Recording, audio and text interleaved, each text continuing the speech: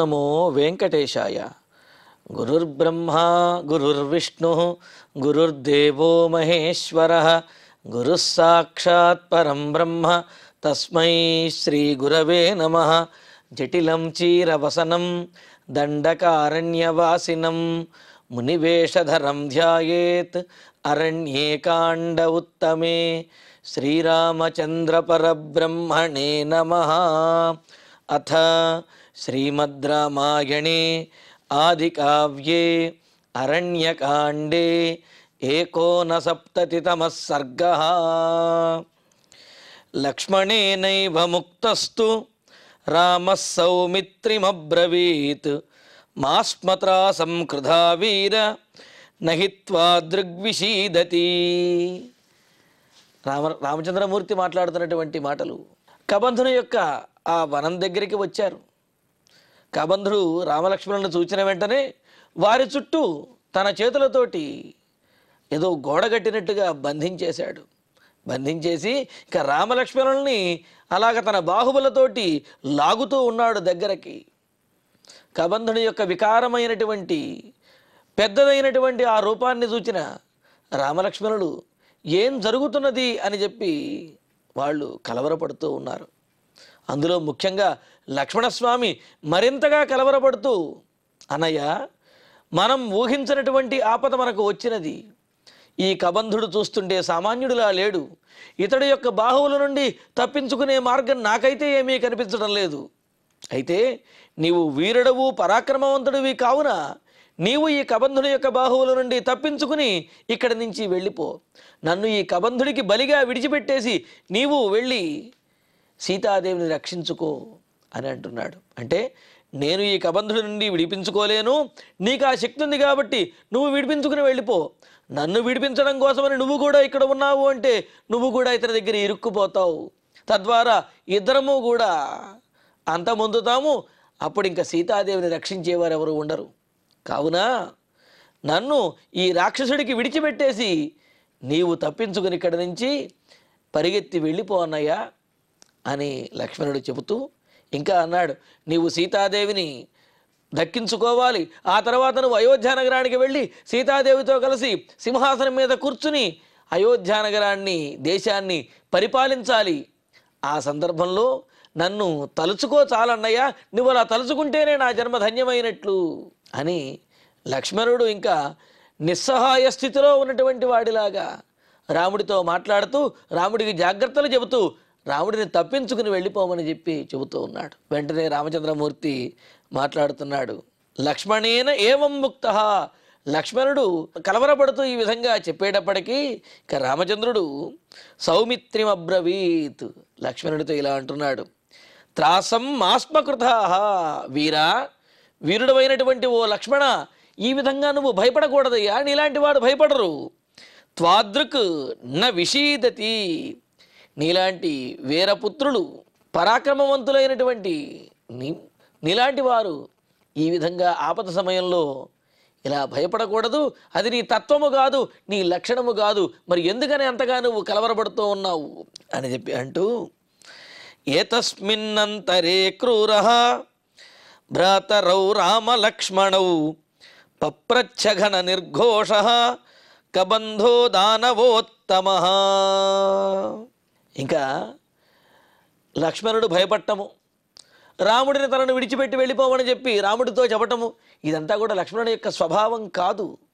కానీ ఇప్పుడు ఎందుకో లక్ష్మణుని యొక్క మనస్సు కొంత భయపడినది ఈ విధంగా చెబుతూ ఉంటే రాముడు లక్ష్మణుల్లో ధైర్యాన్ని నింపుతూ, నీ స్వభావం ఏమిటి, నీ పరాక్రమం ఏమిటి, నువ్వు మాట్లాడే మాటలు ఏమిటి, నీలాంటి వారు ఇలా మాట్లాడకూడదు లక్ష్మణ, ధైర్యంగా ఉండు అని అంటూ ఇలా లక్ష్మణుడికి ధైర్యం చెబుతూ ఉంటే ఇంతలో ఆ కబంధుడు మాట్లాడుతూ ఉన్నాడు.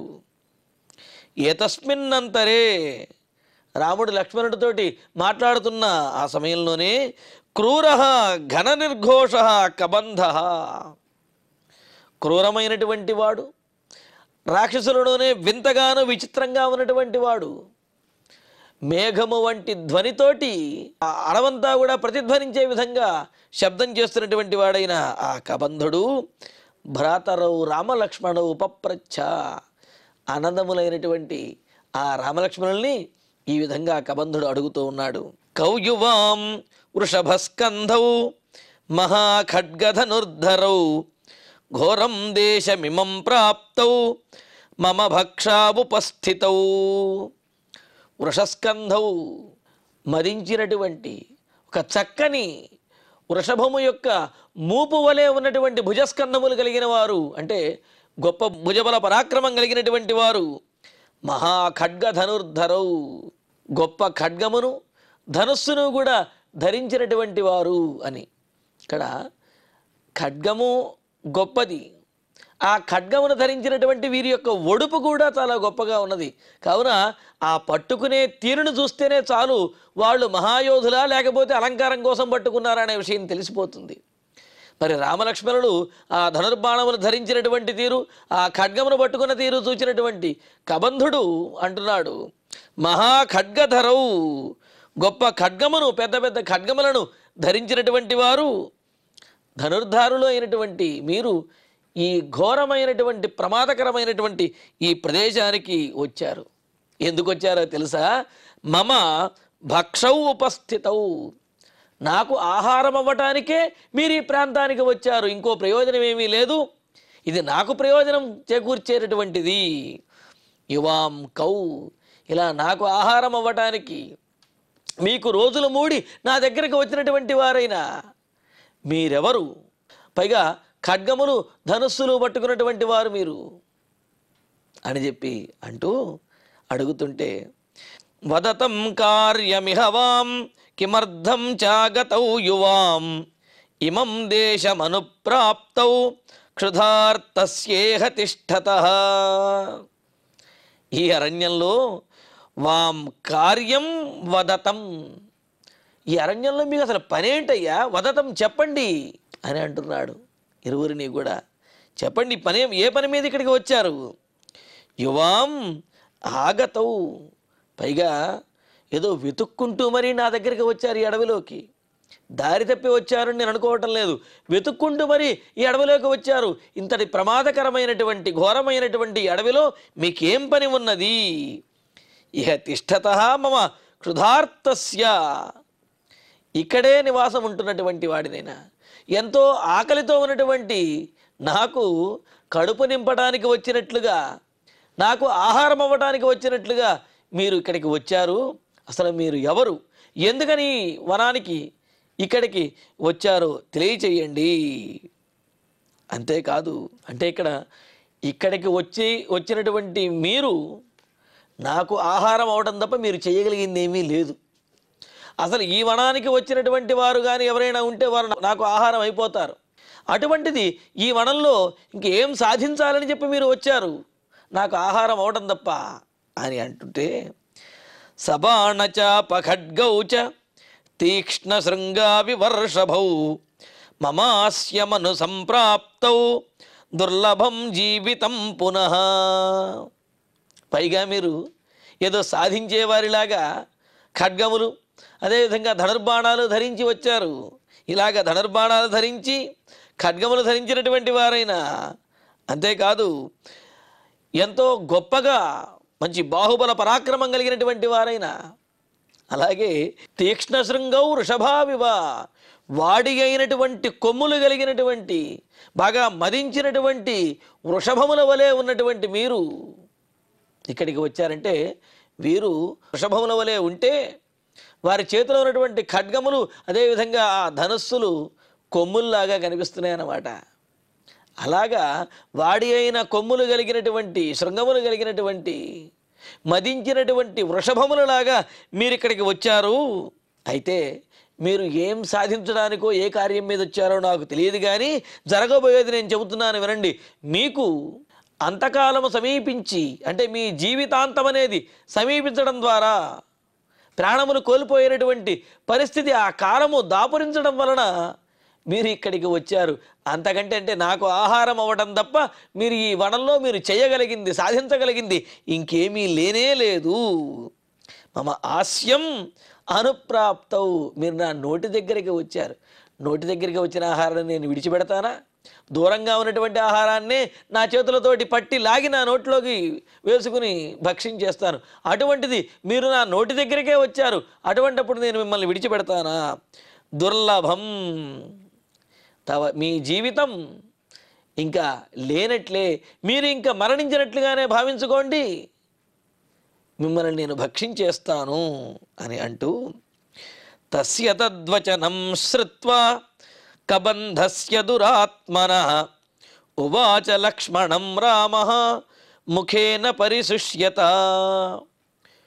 దురాత్ముడైనటువంటి ఆ కబంధుని యొక్క మాటలు విని, ఆ మాటలను విన్నటువంటి రామః ఇంకా రామచంద్రమూర్తి పరిశుష్యత ముఖేన, ఎండిపోతున్నటువంటి పాలిపోతున్నటువంటి ముఖముతోటి, అంటే ఆపద అనేది ఎంత దారుణంగా ఆవరించేసిందో, తాము ఎంతగా ఆపదలో ఇరుక్కున్నామో అనే విషయాన్ని తెలియజేస్తున్నట్లుగా, వచ్చినటువంటి ఆపద సామాన్యమైనటువంటిది కాదు, ప్రాణాంతకమైనటువంటిది, అంటే తమ ప్రాణములు అపాయములో పడ్డాయి అని తెలుసుకున్నటువంటి వాడైన రామచంద్రమూర్తి ఇంకా నోరు ఎండిపోతున్నట్లుగాను, ముఖము పాలిపోతున్నట్లుగాను, ఉపలక్షిత, ఆ విధమైన లక్షణములతోటి లక్ష్మణం ఉవాచ, లక్ష్మణుడితో ఈ విధంగా పలుకుతూ ఉన్నాడు. మొదట లక్ష్మణుడు భయపడ్డాడు, నేను విడిపించుకోలేను, నువ్వు విడిపించుకుని వెళ్ళిపోమని చెప్పి అన్నాడు. ఇప్పుడు రాముడు కూడా కలవరపడుతున్నట్లుగా రాముడు కూడా కనిపిస్తూ ఉన్నాడు. ఇందులో విశేషం ఏమిటి అంటే, లక్ష్మణుడికి భయం కలగవచ్చుగాక, కానీ రాముడికి ఇబ్బంది కలిగింది అంటే మాత్రం లక్ష్మణుడు తెగిస్తాడు. ఇంకా భయము లేదు, ఏమీ లేదు, ప్రాణములు లేవు, వేటికైనా లక్ష్మణుడికి తెగించేస్తాడు. అందుకనే రామచంద్రమూర్తి కూడా ఇక్కడ కొంత భయపడుతున్నట్లుగా కనిపిస్తూ లక్ష్మణుడితో అంటున్నాడు ఇలాగా, కృచ్ఛ్రాత్ కృచ్ఛ్రతరం ప్రాప్య దారుణం సత్య విక్రమ వ్యసనం జీవితాంతాయ ప్రాప్తమప్రాప్యతాం ప్రియాం. లక్ష్మణ, ఇప్పటి వరకు ఎన్ని కోల్పోయామయ్యా మనము? రాజ్యాన్ని కోల్పోయాం, తల్లిదండ్రుల్ని కోల్పోయాం, వనవాసానికి వస్తే అడవిలో సీతాదేవిని కోల్పోయాం. ఆ సీతాదేవిని వెతుకుతూ ఆమెను మరలా దక్కించుకోవటం కోసం ప్రయత్నం చేస్తూ ఉన్నాము. కానీ సీతాదేవి మనకు దక్కే లోపే మనమే ప్రాణములు విడిచి ఈ లోకం నుంచి వెళ్ళిపోబోతున్నాము అని అంటూ, సత్యవిక్రమ, సత్యమైనటువంటి పరాక్రమం కలిగిన ఓ లక్ష్మణ, కృచ్ఛ్రాత్ కృచ్ఛ్రతరం, ఒక కష్టము తర్వాత సుఖము వస్తుంది అనుకుంటారు, కానీ కష్టముల తర్వాత మనకు కష్టముల పరంపరే వస్తున్నది. ఒక కష్టం మరొక కష్టానికి కారణం, ఆ కష్టం ఇంకొక కష్టానికి కారణం అవుతున్నది తప్ప కష్టముల తర్వాత సుఖం వస్తుంది, దుఃఖము తర్వాత ఆనందం కలుగుతుంది అనే ఏ మాట అయితే ఉందో ఆ విధంగా మనకు మాత్రం జరగటం లేదు. కష్టము తర్వాత అంతకు మించినటువంటి మరొక కష్టం వచ్చి మనల్ని ఈ విధంగా పీడిస్తూ ఉన్నది. ఇలాగా కష్టముల తర్వాత అతి కష్టములు పడుతూ ఉన్నటువంటి మనకు తాం ప్రియాం అప్రాప్య ఇవ, సీతాదేవిని, నాకు అత్యంత ప్రియమైనటువంటిది, నా భార్య అయినటువంటి, మీకు వదినగా అయినటువంటి సీతాదేవిని మనం పొందకుండానే జీవితాంతాయ దారుణం వ్యసనం ప్రాప్తం, మన జీవితంలో గడిచిపోవడానికి, మన జీవితంలో అంతమొందడానికి దారుణమైనటువంటి, ఊహించనటువంటి భయంకరమైనటువంటి ప్రమాదం మనకు వచ్చి పడింది. ఈ అపాయంలో ఇరుక్కున్నాము, మనం సీతాదేవిని పొందేలోపే మనం ప్రాణములు విడిచిపెట్టేస్తామేమో అని చెప్పి అంటుంటే రామచంద్రమూర్తి లక్ష్మణుడితోటి అంటున్నారు. అప్పటికే వారు రామలక్ష్మణులు ఇద్దరూ కూడా కబంధుని యొక్క బాహువులలో బంధించబడి ఉన్నారు. ఆ కబంధుడు తమ చేతులతోటి ఆ హాస్యంలోకి, ముఖంలోకి, నోటిలోకి వారిద్దరిని కూడా లాగేసుకుంటున్నాడు. అటువంటి సందర్భంలో రామలక్ష్మణులు మాట్లాడుకుంటున్నటువంటి మాటలన్నమాట. రాముడు ఈ విధంగా కలవర చెందుతూ ఇంకా మన జీవితంలో అంతమొందినట్లే, సీతాదేవి లభించకుండానే మనం గతించేస్తాము అని రాముడు అంటూ ఉంటే, ఇంకా లక్ష్మణుడు ఇంకా అంటున్నాడు, రాముడు కూడా ఇంకా విషయాలు చెబుతున్నాడు ఇక్కడ. కాలస్యసు మహద్వీర్యం సర్వభూతేషు లక్ష్మణ త్వాం చ మాం చ నరవ్యాఘ్ర వ్యసనైః పశ్యమోహితౌ. అప్పుడు లక్ష్మణుడు అంటాడు, అనయ్య, 14,000 మంది రాక్షసులని ఒంటి చేత్తో ఓడించినటువంటి వాడివి నీవు, అటువంటి నీవు ఈ విధంగా కలవరపడుతూ మాట్లాడవచ్చునా అని అంటే, దానికి రామచంద్రమూర్తి అంటూ ఉన్నాడు, నరవ్యాఘ్ర లక్ష్మణ, పురుషశ్రేష్ఠుడమైనటువంటి ఓ లక్ష్మణ, ఎంతటి గొప్పవాడికైనా, ఎంతటి పరాక్రమం కలిగినటువంటి వాడికైనా ఒక సమయం అనేది ఉంటుంది. ఆ సమయం అతనిని పట్టి బంధించేస్తుంది. ఆ సమయంలో ఎవరు కూడా ఏమీ చెయ్యలేరు అని అంటూ చెబుతున్నాడు. సర్వభూతేషు కాలస్య వీర్యం సుమహతు. సకల ప్రాణులకి కూడా ఎవరికైనా సరే కాలము యొక్క ప్రభావం చాలా ఎక్కువగా ఉంటుంది. విధిని ఎవరు కూడా అతిక్రమించలేరు. మరి కాలస్య వీర్యం సుమహత్. మనం ఎంత పరాక్రమవంతులమైనప్పటికీ కూడా కాలం మనలను మించినటువంటి పరాక్రమం కలిగినది, మనలను ఓడించగలిగింది. తన కాలంలో అంటే ఆ విధికి బలి చేయగలిగినటువంటిది కాలము. కావున త్వాంచ మాంచ వ్యసనై మోహితౌ కరోతి. గొప్ప పరాక్రమవంతుడైనటువంటి నిన్ను, అలాగే పరాక్రమవంతుడైన నన్ను కూడా ఈ కాలము పట్టి బంధించేసి, మోహానికి గురి చేసి, దుఃఖములలో కష్టములలో పడేస్తుంది. తద్వారా మనం అందుకనే మనం కలవరపడుతూ ఉన్నాము. నీవు కలవరపడ్డావు, నాకు కూడా ఎంతో కలవరంగా దుఃఖంగానే ఉన్నది. ఈ కాలానికి మనం తల వగ్గవలసిందేనా? ఈ విధికి మనం బలి అవ్వవలసిందేనా? ఈ రాక్షసుడు మనలను వధించేస్తాడు అని చెప్పి అంటూ ఇంకా చెబుతున్నాడు. నాతి భారోస్తి దైవస్య సర్వభూతేషు లక్ష్మణ శూరాశ్చ బలవంతశ్చ కృతాస్త్రాశ్చ రణాజిరే కాలాభిపన్నా సీదంతి యథా వాలుకసేతవః. ఎన్ని మంచి మాటలు చెబుతున్నారో చూడండి. ఇక్కడ సహజంగా అనుకుంటూ ఉంటాం, మనకు అంత ఆస్తులున్నాయి, ఇంత ఆస్తులున్నాయి, ఇంతమంది పరివార గణము ఉన్నారు, కావున తిరుగులేదు, ఇంత బలవంతులం కాబట్టి తిరుగులేదు అని చెప్పి అనుకుంటూ ఉంటారు. ఎంత బలము ఉన్నా, ఎంత మంది మార్బలం ఉన్నా, ఎంత సంపదలు ఉన్నప్పటికీ కూడా కాలం అనే కాలాన్ని ఎవరు అతిక్రమించలేరు. విధికి ఎవరైనా సరే తలవగ్గవలసిందే అని అంటున్నారు. మరి ఇసుకతోటి సేతువులను, వంతెనలను కనుక నిర్మించినట్లయితే అవి తాత్కాలికంగా ఆ నదిని దాటడానికి కానీ, లేకపోతే కాళ్ళు తడవకుండా అవతలకి వెళ్ళడానికి కానీ ఉపయోగపడవచ్చు. కానీ నది ఎప్పుడైతే విజృంభించి ప్రవహిస్తుందో అప్పుడు ఆ ప్రవాహంలో ఈ వంతెనలు కూడా కొట్టుకుపోవలసిందే. అలాగే ఎంతటి పరాక్రమవంతుడైనప్పటికీ కూడా తనకు కాలం కలిసి వచ్చినంత వరకు ఎన్నైనా చేయవచ్చు, ఏవైనా సాధించవచ్చు, ఎవరినైనా ఎదిరించవచ్చు, దేనిని లెక్క చేయకుండా ఉండవచ్చుగాక. కానీ ఒక్కసారి కాలము తన ప్రభావాన్ని గనక చూపించింది అంటే ఎంతటి వాడైనా, ఎంతటి పరాక్రమవంతుడైనా, ఎంతటి సంపన్నుడైనా సరే ఆ కాలానికి వశం అవ్వవలసిందే, ఆ కాలానికి తలొగ్గవలసిందే, కాలగర్భంలో కలిసిపోవలసిందే అని చెబుతూ ఇక్కడ అంటున్నాడు. దైవస్య సర్వభూతేషు అతిభార నాస్తి.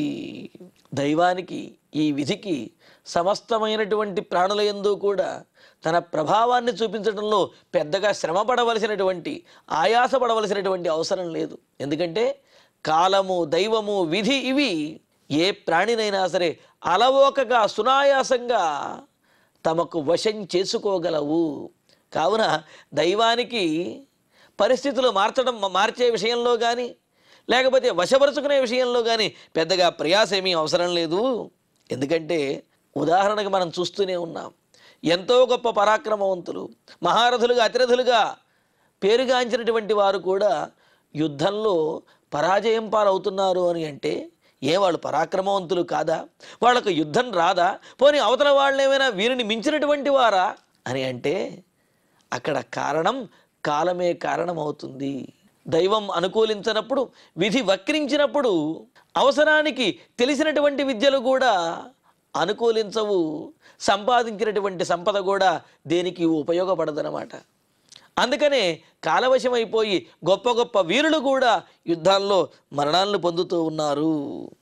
అంతేకాదు శూరాశ్చ బలవంతశ్చ కృతాస్త్రాశ్చ, ధైర్యం కలిగిన వాళ్ళు, అదేవిధంగా అనేకమైనటువంటి దివ్యాస్త్రములను అభ్యసించినటువంటి వాళ్ళు, గొప్ప బలపరాక్రమములు కలిగినటువంటి వారు కూడా వాలుక సేతవః ఇవ, ఇసుక చేత నిర్మించబడినటువంటి ఆనకట్టల వలె వాళ్ళు కొంతవరకే ఉండగలుగుతున్నారు. కానీ వాళ్ళు సీదంతి, ప్రవాహం ఎక్కువైనప్పుడు ఏ విధంగా అయితే ఆనకట్టలు కూడా కొట్టుకుపోతాయో, కాల ప్రభావం, విధి ప్రభావం, దైవ ప్రభావం ఎక్కువైనప్పుడు ఎంతటి వీరులైనా, ఎంతటి శూరులైనా, ఎన్ని అస్త్రములు తెలిసినటువంటి వారైనా సరే ఆ కాలమునకు తలవగ్గవలసిందే, ఆ కాలగర్భంలో కలిసిపోవలసిందే.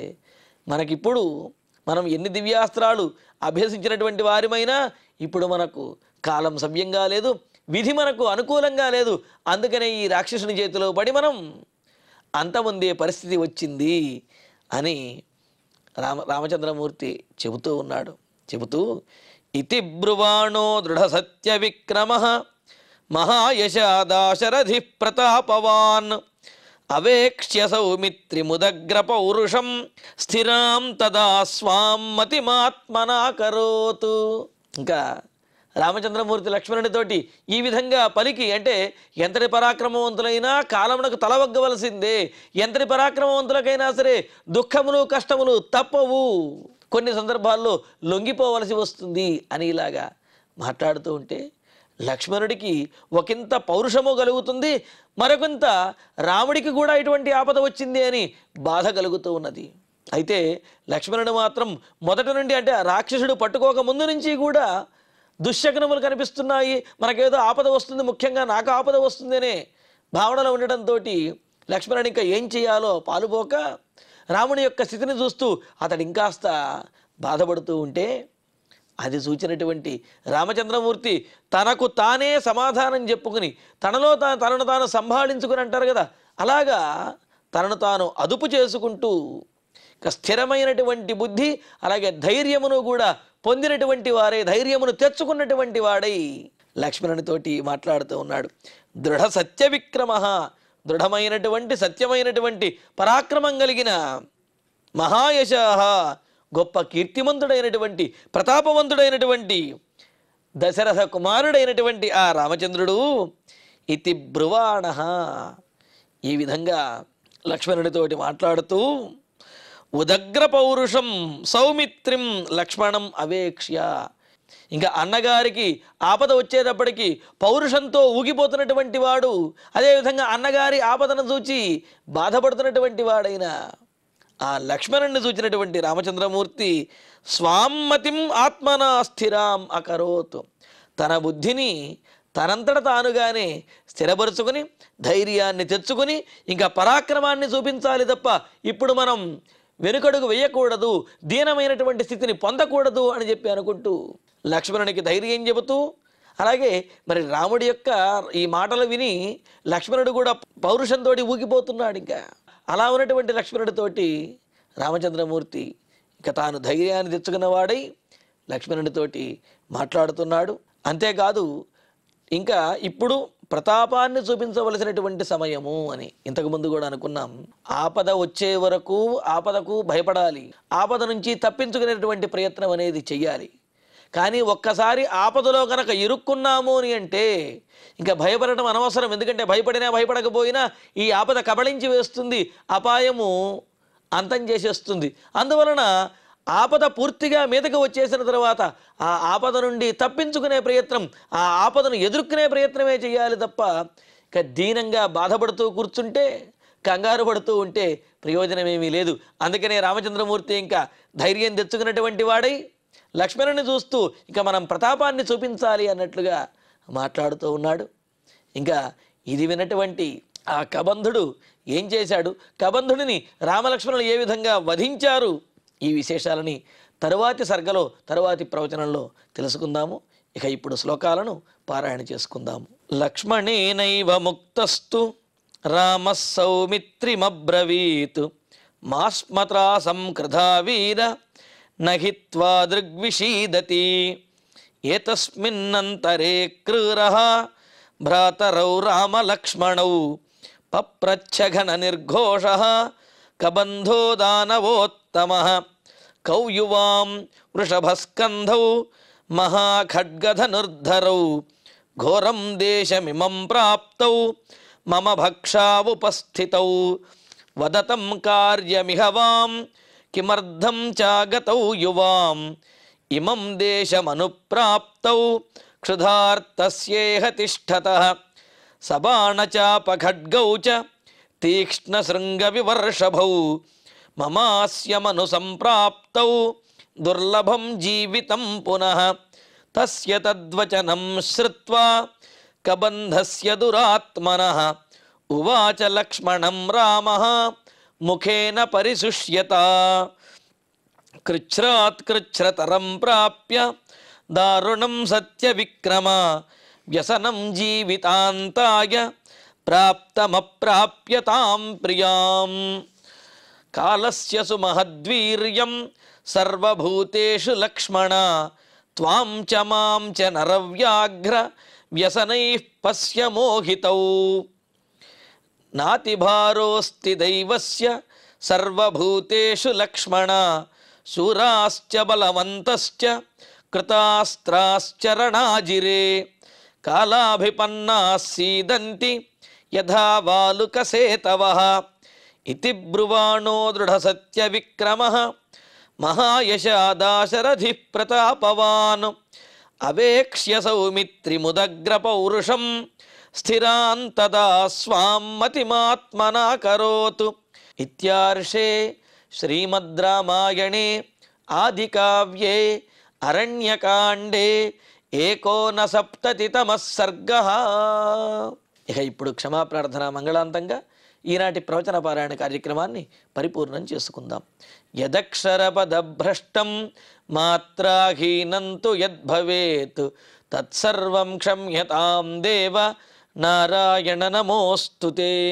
కాయేన వాచా మనసేంద్రియైర్వా బుద్ధ్యాత్మనా వా ప్రకృతే స్వభావాత్ కరోమి యద్యత్ సకలం వరస్మై నారాయణాయేతి సమర్పయామి.